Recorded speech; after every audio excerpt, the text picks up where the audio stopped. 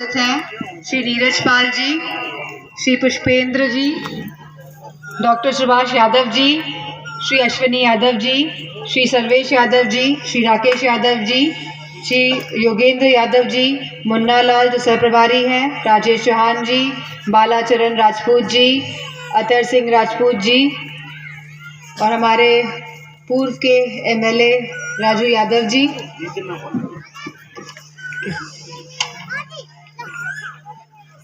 श्री रामकिशोर राठौर जी, name Singh Rajput ji, Mahavir Singh Rajput ji, Dilip Rathore जी, रजनेश सविता जी, मुकेश दिवाकर जी, doctor Saif Ali जी, प्रमोद राजपूत जी, विपिन राठौर जी, VK Katheria जी, धीरज राजपूत जी, सिराज अली जी और वरिष्ठ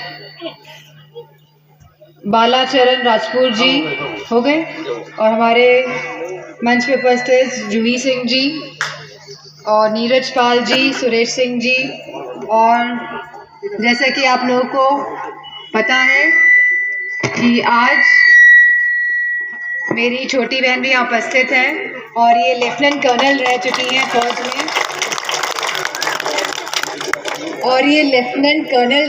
हैं फौज में और उन्होंने अपने जीवन के 20 साल फौज को समर्पित किए हैं, तो मैं उनका भी स्वागत करती हूँ।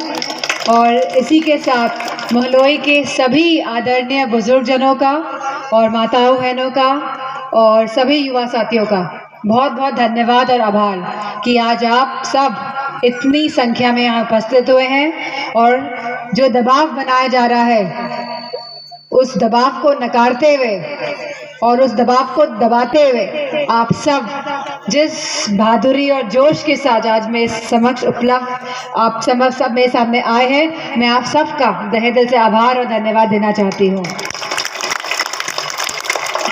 2024 का चुनाव है और हम देश की परिस्थितियों को देख रहे हैं। हम सबको ये अनुभव और अनुभूति अब होती जा रही है कि यह सरकार जो मौजूदा सरकार है ये किस तरह का वातावरण पूरे देश में लागू करना चाहती है, किस तरह यह लोकतंत्र को और कहीं ना कहीं हमारे संविधान को भी खत्म करना चाहती है और जो संविधान के माध्यम से हमको बराबरी का हक, सम्मान और अधिकार मिला है और जो हमारा राजनीतिक, सामाजिक और आर्थिक हक होना चाहिए, कहीं ना कहीं इस सरकार की नीयत में भी खोट दिख रहा है।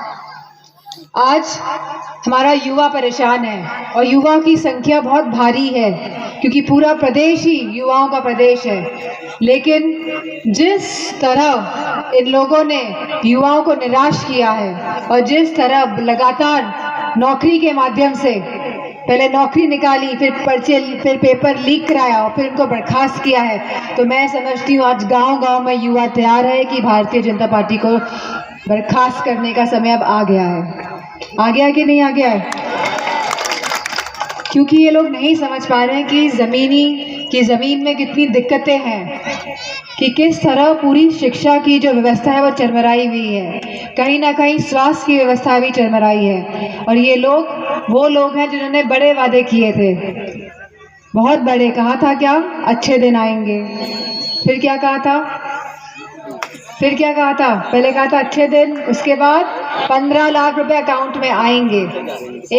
एक भरोसा दिया था, किसान की आय दुगनी करेंगे, काला धन वापस लाएंगे और इसी के साथ बड़ी बड़ी बातें की गई।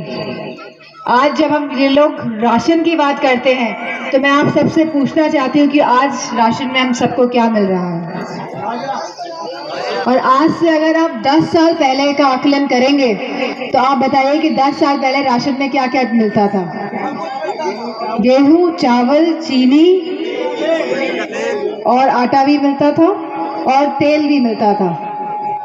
धीरे धीरे करके इन्होंने सबको घटाने का काम किया है, सब बंदे ही है। जहां युवाओं का रोजगार शून्य है, जहां युवाओं की नौकरी आज शून्य है, जहां लगातार महंगाई बढ़ रही है, जहां हमारा किसान कहा था आय दुगनी हो जाएगी, आमदनी दुगनी, और फिर जब उत्तर प्रदेश के चुनाव हुए थे तो क्या कहा गया था कि आवारा पशुओं की समस्या का हल होगा, लेकिन शाम के समय आप निकल के जब सड़कों से गांवों से निकलेंगे तब आप देखेंगे कि कितनी गाय और कितने आवारा पशु आप लोगों को खेतों में चरते हुए दिखते हैं और भागते हुए भी दिखते हैं, और कई लोगों ने जान भी गंवाई है। तो मैं समझती हूँ यह सरकार जो संवेदनहीन सरकार है, जो लोगों की समस्याओं को नहीं समझ पा रही है या जानना नहीं चाहती है, और एक तरह से जहां ये सरकार दबाव की राजनीति का प्रयोग करना जा रही है, तो अगर हम सब एक साथ मिलकर लड़ते हैं तो मेरे को पूरा विश्वास है कि एक क्रांति हम ला सकते हैं। और यह क्रांति लाने के लिए हम सबको इस लड़ाई में एक दूसरे का सहयोग करते हुए इस लड़ाई में सिपाही की तरह रहना पड़ेगा। जहां अग्निवीर जैसी योजनाएं लेकर आई ये लोग, किसान का बेटा पहले फौज में चला जाता था, लेकिन आज अग्निवीर जैसी व्यवस्था लाके इन लोगों ने किसान और जवान दोनों का मनोबल गिराने का काम किया है।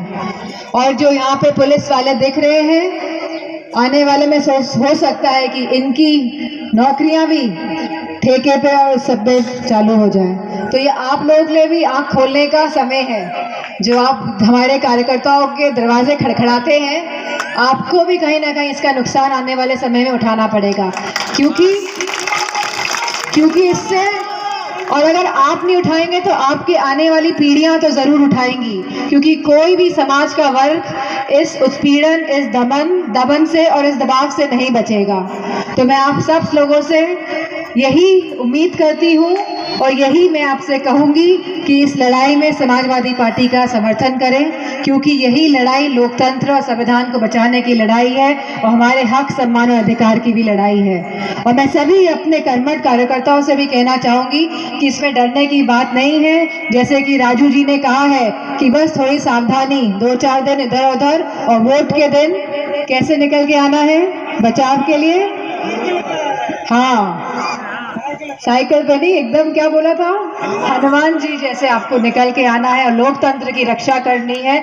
और जो ये भक्षक है लोकतंत्र को, इनको भगाने का कहीं ना कहीं काम करना है। और मुझे पूरा भरोसा है कि मेरी माताएं बहनें, युवा साथी और सभी आदरणीय बुजुर्गजन इस लड़ाई में समाजवादी पार्टी के साथ समर्थन में हैं। और जिस तरह आप सब इस भारी संख्या में आज उपस्थित है, तो मैं आप सबकी बहुत आभारी हूँ और धन्यवाद कहना चाहूँगी। और मुझे पूरा विश्वास है कि हम सब मिलकर, हम सभी मिलकर मैनपुरी क्षेत्र से पूरे देश को और प्रदेश को संदेश देने का काम करेंगे। इन्हीं शब्दों के साथ मैं सभी समाजवादी पार्टी के कार्यकर्ताओं का, युवा कार्यकर्ताओं का, सभी का बहुत बहुत धन्यवाद और आभार। जिंदाबाद जिंदाबाद जिंदाबाद जिंदाबाद जिंदाबाद अखिलेश भैया जिंदाबाद अखिलेश यादव, डिम्पल यादव, समाजवादी पार्टी, अखिलेश यादव। प्रमोद जल्दी आओ।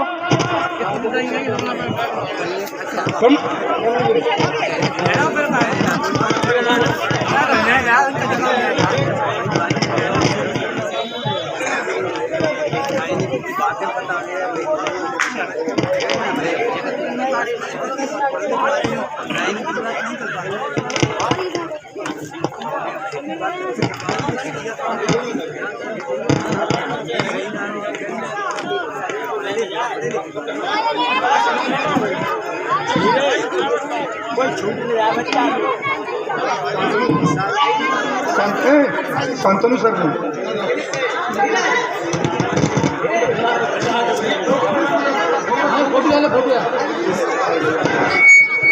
आराम से भैया जी, आराम से स्वागत। सॉरी, थोड़ी है लेकिन